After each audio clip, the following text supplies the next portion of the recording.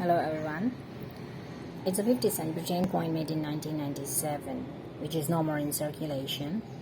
On front side, Queen Elizabeth II portrait at her 39 years, and on the back side of the coin is Britannia seated alongside a lion. Britannia first appeared on coin in 1672 during the Charles II period, since then present at least on one denomination. These coins were issued every year from 1961 to 1981.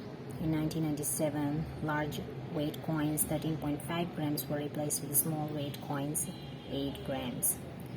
This coin is made up of nickel. It's a 7-sided, smooth edges. It's heptagon and is non-magnetic. Thickness of this coin is 1.8 millimeter and the diameter is 26.3 millimeter.